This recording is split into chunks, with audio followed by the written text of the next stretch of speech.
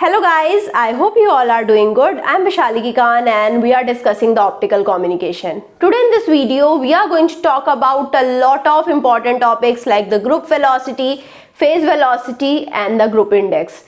So all of these topics are really important and you must have in-depth analysis about all of them. We are going to have a derivation on the group index as well, and I hope you are ready with your notebook and your pens and then you are going to derive with me itself. So let's start with the phase velocity. What is phase velocity? In the phase velocity, the points of constant phase are moving in a medium. So we need to find out the rate at which the points of the constant phase are moving in a medium, right? So here I am considering that I will be having only one frequency and the phase is constant over here.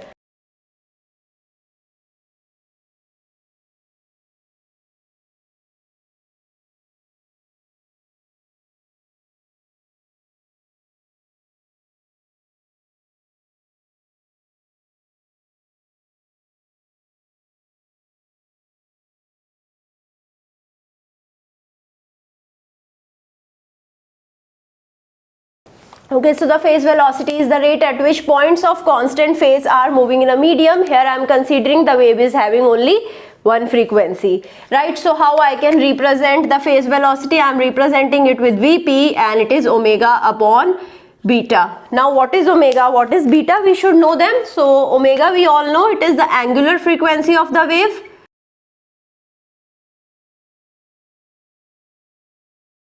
And beta, as we have discussed in the previous video in the derivation of the wave equation as well, beta is the propagation constant for a given medium.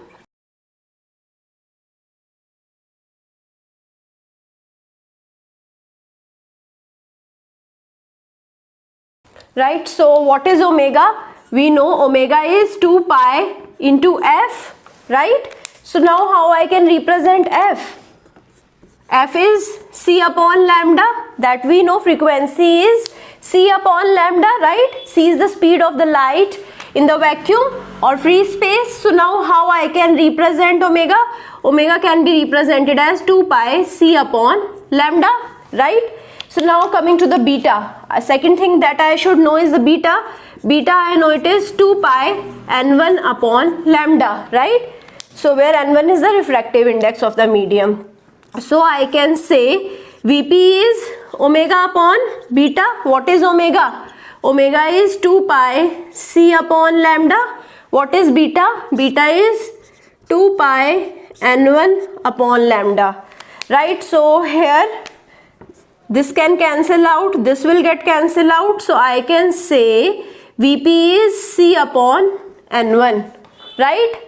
So now this is how I can derive the equation for phase velocity. Now coming to the group velocity. So the group velocity is the rate at which the envelope is moving. I am considering the envelope is consisting of 2 or more frequency. Here I am considering that the wave is consisted of 2 or more frequencies. So here I can say the rate at which the envelope is moving.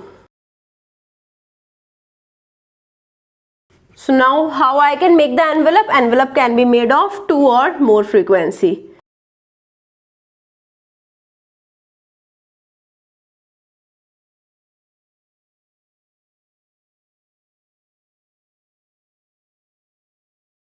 So now when I had one frequency, like in the phase velocity, I was having only one angular frequency. Here also I have more than one frequency. So now here I will be having more than one angular frequency. So I can say instead of omega I will be using d omega, instead of beta I will be using d beta. So this is my Vg, right?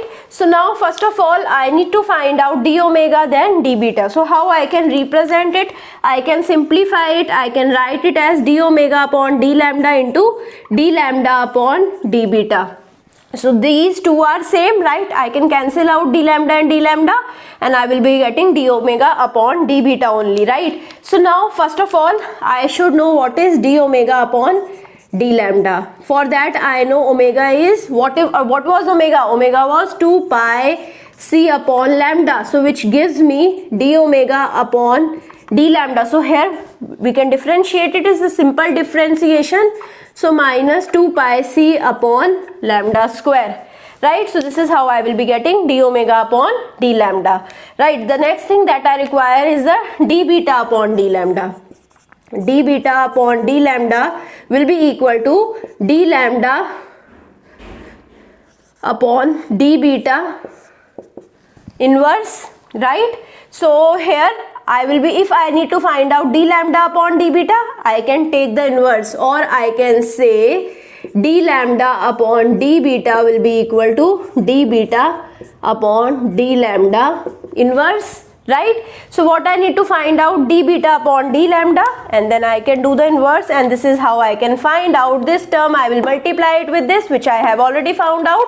So now let's put the values over here. So Vg will be equal to, what was d omega upon d lambda? It was minus 2 pi c upon lambda square. So I can even simplify this. What was 2 pi c upon lambda? 2 pi c upon lambda was omega. So I can simply write it as minus omega upon lambda. So in the next step I am going to simplify it also. So now here I will be having d beta upon d lambda inverse, right? So simply I can write it like Vg is equal to minus omega upon lambda. What is beta? What is beta over here? Beta is 2 pi n1 upon lambda. So I can write d upon d lambda of beta. What is beta? 2 pi n1 upon lambda and whole inverse. Now here you can see 2 pi is a constant, so I can take out 2 pi. So now omega upon lambda, and here I will be having 2 pi taken out, and here I will be having d of d lambda, d upon d lambda of n1 upon lambda, right? And here I have inverse, right? So inverse of 2 pi would be 1 upon 2 pi, so I am taking it outside, so I can write minus omega upon 2 pi lambda, right? And here I will be having d of dd upon d lambda of n1 upon lambda. So we can easily find it out. So now I can represent it as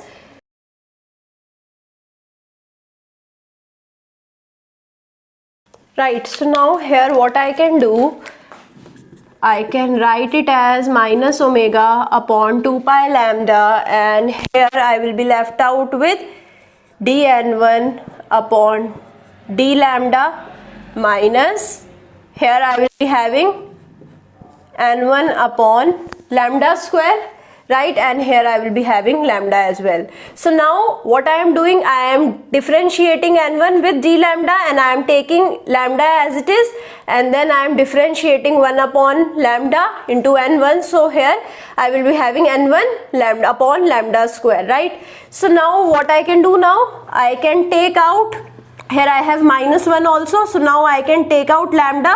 So I can take the lambda common and I can take it outside. So here I will be having omega lambda upon 2 pi lambda, so it will get cancelled out, and here I will be having dn1 upon d lambda minus n1 upon lambda, right? So what I am left out with, I am left out with minus omega upon 2 pi, and so I can take this minus also inside. So here I will be having n1 upon lambda minus dn1 upon d lambda, right? So now what is omega? Omega is 2 pi into f, or I can see omega is 2 pi c upon lambda into 2 pi, and here I have n1 upon lambda, and this I forgot the inverse as well, so minus dn1 upon d lambda inverse. So now what I can do, I can cancel out this 2 pi, and I will be having c upon lambda n1 upon lambda minus dn1 upon d lambda inverse, right? So I can further simplify it, because this is inverse, it will be going into the denominator. So you can simplify it and you can write it as c upon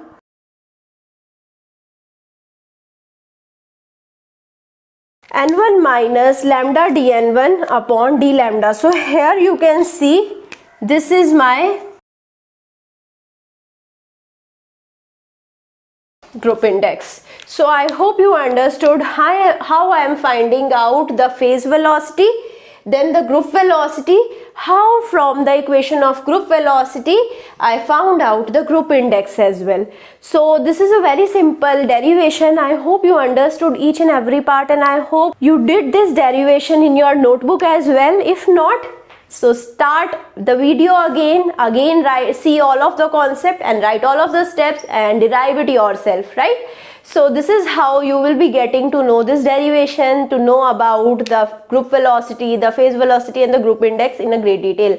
If you have still any doubt, you can put the doubt in the comment and I am going to revert as soon as possible. I hope you like this video. If you like it, please push the like button, subscribe to the channel, and also do share it with your friends, and please give me your feedback. That is really valuable for me. Thank you so much.